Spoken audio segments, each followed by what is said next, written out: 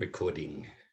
Okie dokie. So we just start off with the chanting for about 4 or 5 minutes, and then we'll do the meditation, breath meditation, and then loving kindness meditation.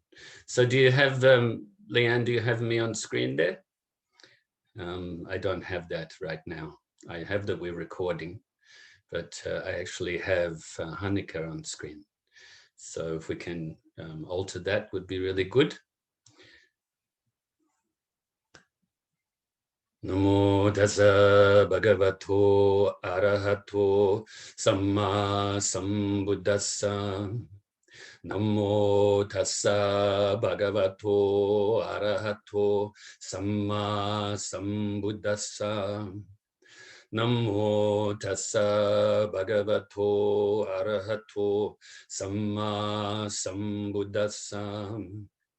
Udham saranam gacchami, dhammam saranam gacchami, sangham saranam gacchami, dutayambi buddham saranam gacchami, dutayambi dhammam saranam gacchami, Dutayambi sangham saranam gacchami, tatayambi buddham saranam gacchami, tatayambi dhammam saranam gacchami, tatayambi sangham saranam gacchami. Namo Buddhaya, Namo Dharmaya, Namo Sanghaya, Namo Buddhaya, Namo Dharmaya, Namo Sanghaya, Namo Buddhaya, Namo Dharmaya, Namo Sanghaya. I take refuge until I am enlightened in the Buddha, the Dharma, and the Sangha. Through the positive potential I create by practicing the 6 paramitas, may I soon attain enlightenment in order to benefit all sentient beings. I take refuge until I am enlightened in the Buddha, the Dharma, and the Sangha. Through the positive potential I create by practicing the 6 paramitas, may I soon attain enlightenment in order to benefit all sentient beings. I take refuge until I am enlightened in the Buddha, the Dharma, and the Sangha. Through the positive potential I create by practicing the 6 paramitas, may I soon attain enlightenment in order to benefit all sentient beings. May all sentient beings have happiness and its causes. May they be free from suffering and its causes. May they never be parted from their happiness beyond suffering. May they abide in equanimity, free of bias, attachment to the near, and aversion from the far. I shall cause this. Great compassionate Buddha, please inspire me to be able to do so. Reverently, I prostrate with my body, speech, and mind, and present clouds of every types of offerings, actual and mentally transformed. I confess all of my negative actions accumulated since beginningless time, and rejoice in all the virtues of all holy and ordinary beings. Please remain until cyclic existence ends, and turn the wheel of Dharma for all sentient beings. I dedicate the virtues of myself and others to the great enlightenment. However innumerable all sentient beings are, about to save them all. However inexhaustible my delusions are, about to extinguish them all. However immeasurable the Dharma teachings are, about to master them all. However endless the Buddha's way is, about to follow it completely. Om Mani Padme Hum. Om Mani Padme Hum. Om Mani Padme Hum. Tayadam Gade Gade Paragade Parasam Gade Bodhi Soha. Tayadam Gade Gade Paragade Parasam Gade Bodhi Soha. Tayadam Gade Gade Paragade Parasam Gade Bodhi Soha. So, let's get ourselves into a nice comfortable position now for meditation. Of course, the traditional way that we do the sitting meditation is on a cushion on the floor. When we lower ourselves onto the floor, it's actually really, it helps us to humble ourselves. It's an interesting one, that one. We're used to, our mind is dualistic in its thinking, in its way of thinking. And so often we think high, we think low. And I think it's a very subtle thing. When we lower ourselves, we kind of lowering our ego, lowering our pride. Of course, it's not foolproof what I just said, but it helps. So if you can on the floor, do it. If not, then of course on your chair, on your couch, in some sort of mattress, it's fine. Even if actually you find some people who have bad backs, I've noticed that I've heard that they would stand up to do the meditation if it's short meditation. So it's really up to yourself. Just make sure that you're comfortable, but not too comfortable, whereas you get really dull very quickly and fall asleep even. And so it's like an upright position without being rigid. And your neck is kind of like, it's straight here at the back, and the chin's just very slightly tucked in here. And your tongue is resting on the upper palate of your mouth above your top teeth. This is the most relaxed area in the mouth for the tongue to be. There's also a pressure point there that's very helpful. And also putting the tongue there apparently helps us to not create so much saliva, so we don't have to swallow so much. I'm not too sure about the science behind that one. So get yourself in the comfortable position and put your hands in your lap. Generally, we normally would put the left one on the bottom, facing upwards, the right one on top with the thumbs touching. This means different things in a few different traditions. When the thumbs are touching in the Chan or the Zen tradition, it normally means one-pointed concentration or awareness. And so you work to keep it's like you have the position like that. It's like a diamond shape in a sense, or an oval shape really, or just flat is fine on your palms. But it's up to you. I mean, if you want to keep your arms apart, that's okay. It's important to be comfortable and not distracted as much as possible.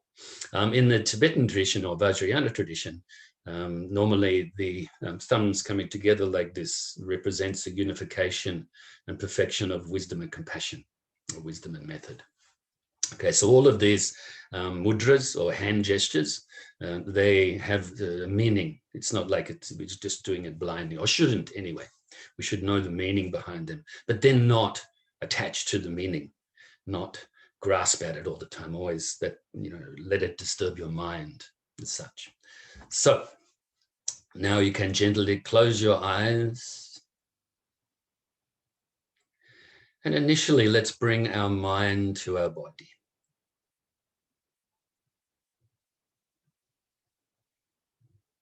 We'll start at the feet. And the purpose of this is, first of all, to release the tension in the body, whatever tension we may have.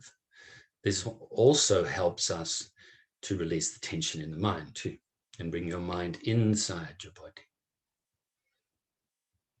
into the present moment. So we start at the tips of the toes and release the tension from the toes, from the bottom of your feet, the arches, the heels, the top of your feet, around your ankles and Achilles tendons, and your lower leg, your calf muscles and shin areas.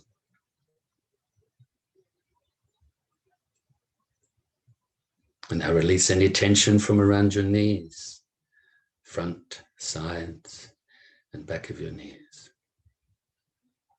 And your upper legs, quad muscles at the back, at the front, and the hamstrings at the back.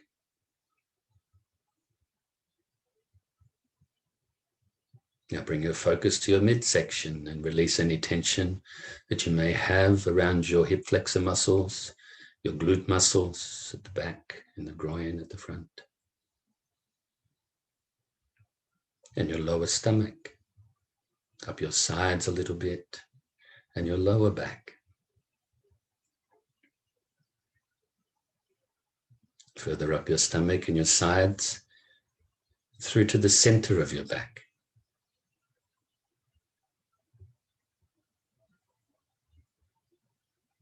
Your chest area, underneath your arms, and your upper back, the lateral muscles on each side, and also the rhomboid muscles that run between the spine and the shoulder blades on either side. Once again, I'll reiterate that we tend to carry a lot of stress in this area, which can result in a lot of tension for the neck and the head, and can result in headaches and so forth. So try to keep this area really calm as much as you can in your lifetime as well. Try to have good posture, so it's not pulling on the rhomboids. Now release the tension from the upper trap muscles that run between the neck and the shoulders, also the shoulders. And release from your upper arms, the biceps and triceps.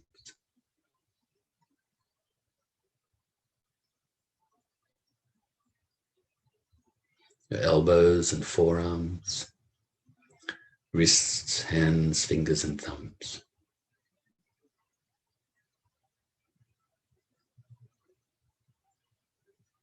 Now bring your focus up to your neck and release whatever tension you may have at the front of your neck, the sides, and the back of your neck.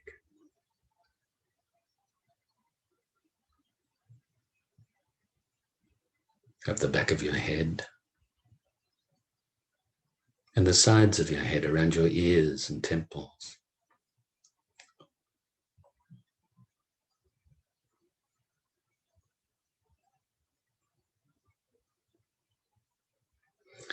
And now your face, around your cheekbones, cheeks. Make sure you're not clenching your jaw. From your chin and your mouth. Your nose and sinuses. Eye sockets and eyes. And your forehead. Make sure you're not frowning. And finally, release any tension from the crown of your head. And when you are ready, just briefly scan your body from the toes to the fingers and to the top of your head, just to see if you can release any more tension.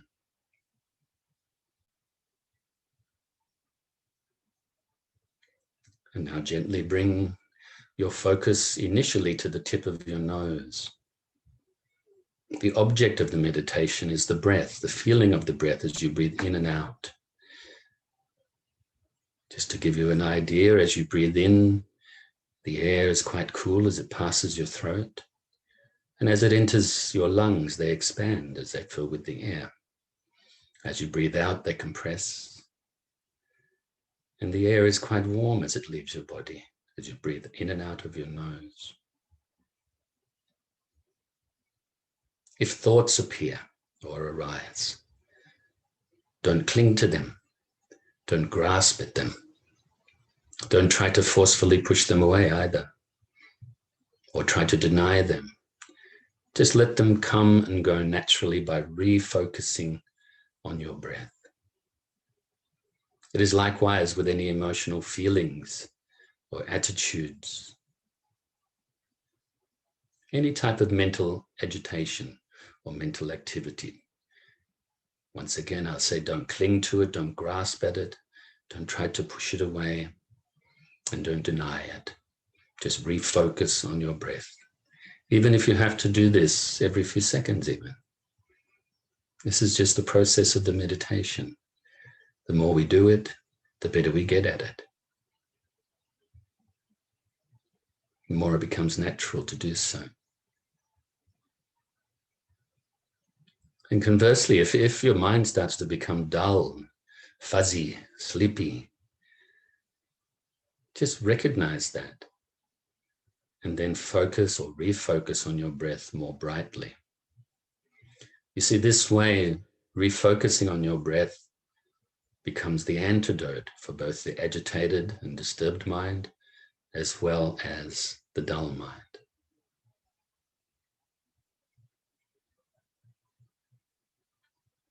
So you could say like this, that meditation practice, the process is being mindful of the object of meditation. And in this meditation is the breath, mindfulness of the breath. And then you become aware when your mind wanders from the breath. And then you conscientiously replace it back on the breath. And in these three mental aspects, the mindfulness, the awareness, and the conscientiousness, there is no judging. There's no for or against. You just put these into practice the best you can with as little attachment as possible. Of course, eventually there will be no attachment. So now let's practice like this for a few minutes in silence.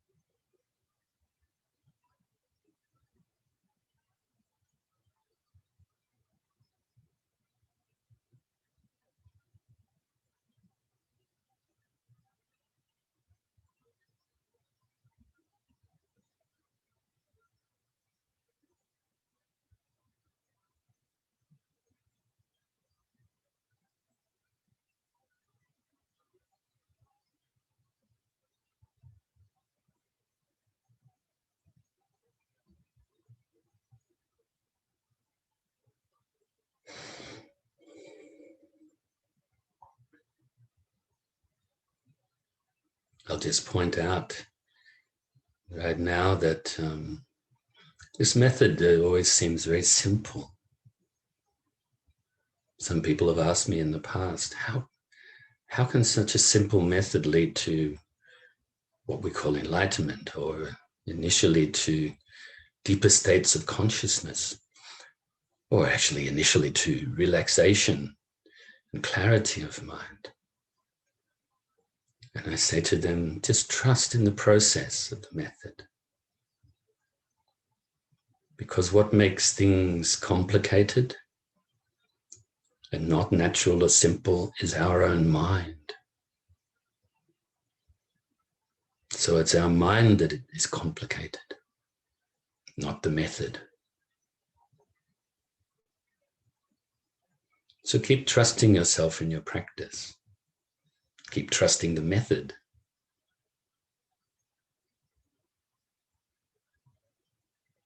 There are many objects that we can focus on in meditation. I think the most common and maybe the best for most people is the breath. It's interesting because we don't have to go anywhere to get it, because we're breathing in and out all the time.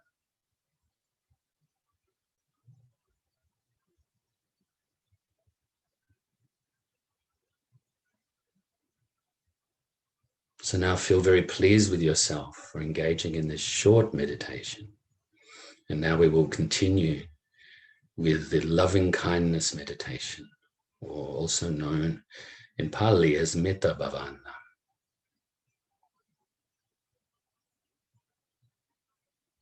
Really fill yourself with appreciation for yourself, love and kindness for yourself, friendship, acceptance.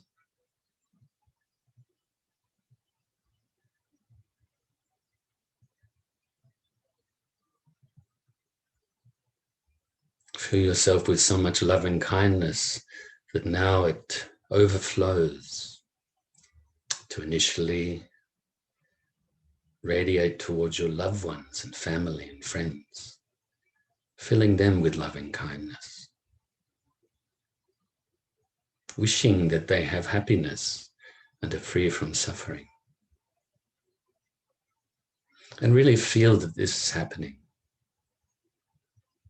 Trust in this method, developing more loving kindness in your own mind and radiating it outwards.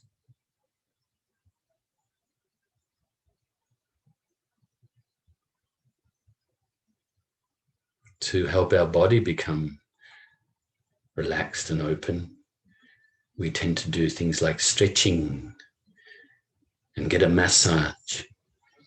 So maybe this love and kindness for your own mind is like giving your mind a massage, a stretch. Now radiate this love and kindness out gradually further and further. Now to also include those you may regard as strangers. Maybe it's the person next door that you don't know very well at all. Maybe it's someone you see walking down the street sometimes, or in the local shop.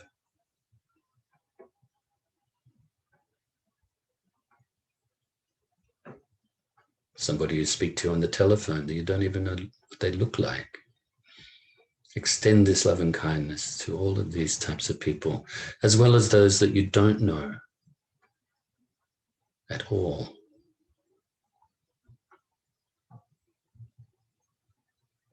May they be happy and free from suffering. Continue radiating this love and kindness out further and further to now include those you may regard as enemies, those people that for some reason irritate you, or even those that behave in a very bad way, whether you know them or not. May they be happy too. May they be free from suffering as well. Remember, to be happy, you must engage in the causes of happiness. The virtuous states of mind, like wisdom and compassion and generosity and so forth. And to be free from suffering, you must avoid engaging in activities based on non-virtuous mental states, such as greed and anger and hatred. So those people that do behave badly, if you really have the wish for them to be happy, or wishing that they are causing happiness through virtue, and that they are avoiding engaging in causing harm through non-virtue, this may make it a little bit easier to extend loving kindness to those you find difficult. May all of these three types of people, friends, enemies, and strangers, may they all be happy and have the causes of happiness. May they be free from suffering and the causes of suffering, and may they be at peace. Extend this loving kindness that now out to all sentient beings. Those that live on the land and under the land, in the waters, in the salt water, in the fresh water, fly through the air. Whether they're born from wombs, eggs, moisture, or through transformation, may they all be happy and free from suffering. Initially around your immediate area,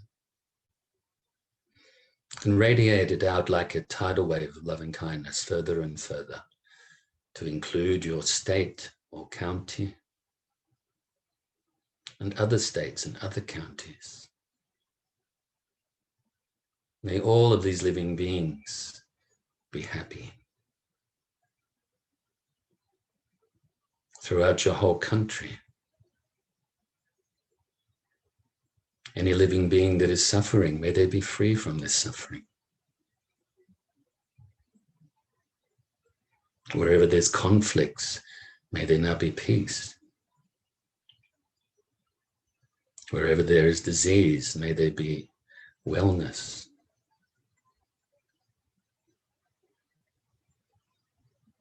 And now through other countries now, extend this loving kindness to those countries you're familiar with, outside of your own, and also those that you're not familiar with, until your loving kindness pervades the whole planet.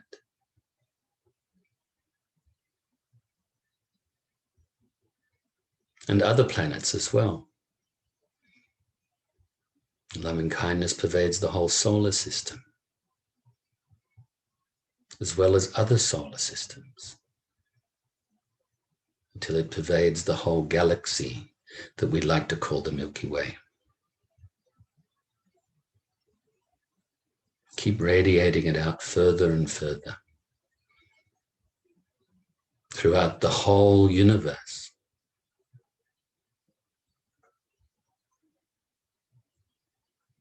And throughout infinite space.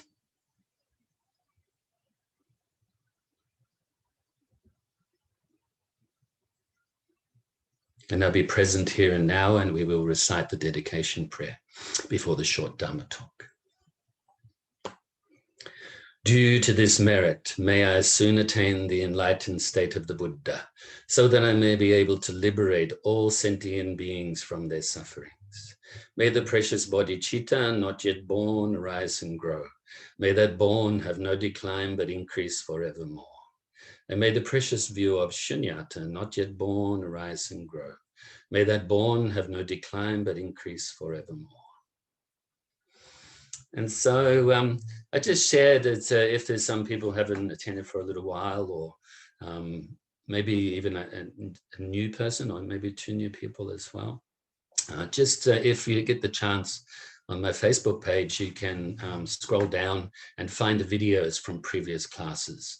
And so then have a listen to these or look at these videos as well. If you want to just get to the teaching, because we have the same format for all of the classes, then you can fast forward, past the chanting and past the meditation, unless you want to take that, and just listen to the Dharma talk. Then normally, it depends on how long the class is. We have been getting classes up to about 60 minutes, but normally about 40 minutes. So maybe about 17 to 19 minutes is the Dharma talk if the class is short. Okay, so it won't take too much of your time. Take notes, and then you can, shoot me a text or an email or something like that to ask questions if you like, or you can just leave it. If you, whatever you find pleasing or whatever you find is helpful for you, utilize it. If you want to understand more, then ask questions. There's never a dumb question in this world if we ask with the right intention for understanding. And if you don't agree with it, can ask as well, or you can just drop it, no problem. You just forget about it. It's, I'm not sharing something here that I have to get my opinion across. I'm trying to be helpful, trying to be as skillful as I can to get what's in my mind out through my mouth, through my verbal abilities. Of course, I'm nowhere near perfect. And I'm actually laughing inside a little bit at the moment, because in the last few classes we've had, we could go like more than an hour. And we utilized it. And today I thought that's going to happen again because Zoom is, they obviously felt generous or something with the time. But I've noticed that we're actually being counted down right now. So today I planned that we're going to go longer. So the Dharma talk today is actually very short because it did a little bit longer with the meditation. I apologize for that. I didn't judge it very well. So we'll get straight into this. We are talking about meditation, the practice of meditation, as well as we've spoken already about the 5 faults to be relinquished, utilizing the 8 antidotes. So have a look at the previous classes if you don't remember them or didn't hear that. Then we spoke about the 9 states of consciousness last week. And I'll just reiterate those without going into details. First of all is setting the mind. Then we're continually setting the mind. This is why we're engaging in meditation practice, by the way. And these are different levels that we get to.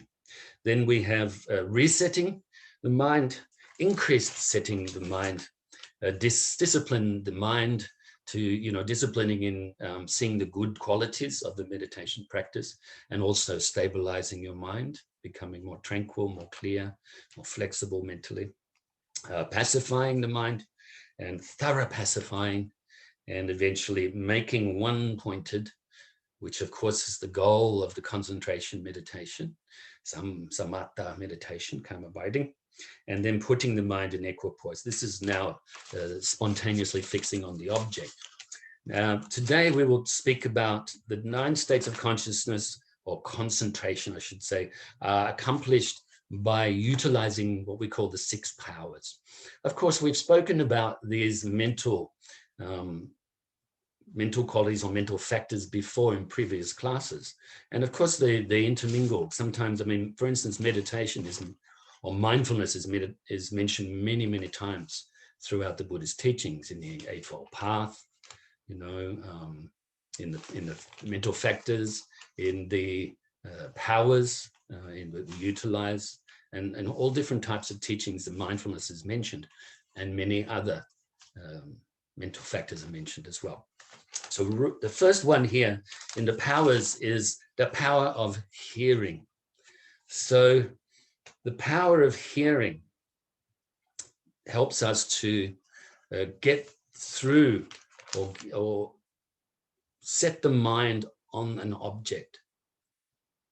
You hear the teachings, you hear we need to focus on the breath.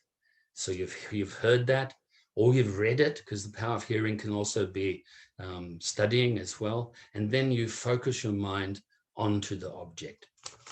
Then you have the power of thinking. And this helps us to achieve the 2nd state of concentration, which is continually setting. So now you've heard the instructions, you've heard the method and how to implement the method. So now you have to think about it. You've heard it already. So now you're utilizing the power of thinking and recalling it to your mind, recalling the methods to be put into practice and the implementation of the methods to be put into practice. So this is the power of thinking. And this helps us to go to the next stage, which is the continually setting and resetting the mind on the object. Then we go on to the power of mindfulness. And this helps us to realize the 3rd and the 4th states of concentration, which are the resetting of the mind and increased setting of the mind. Remember, the increased setting of the mind is like collecting the mind from concentrating on the gross aspects of the meditation object, the breath, and focusing more precisely and more clearly on the subtle aspects of the object of meditation. Okay, then we have the power of awareness, helps us to realize the 5th and the 6th states of concentration, which are disciplining the mind. So this is awareness now, okay? Remember, I mentioned that while we were meditating before, so take that into consideration as well. And maybe you can rewind, the video when you see it, and so I don't have to repeat. And then disciplining, knowing the good qualities of the meditative stabilization that we are attempting to achieve, and taking joy in them. not seeing it as a pain in the butt to practice and to try to get this mental stabilization.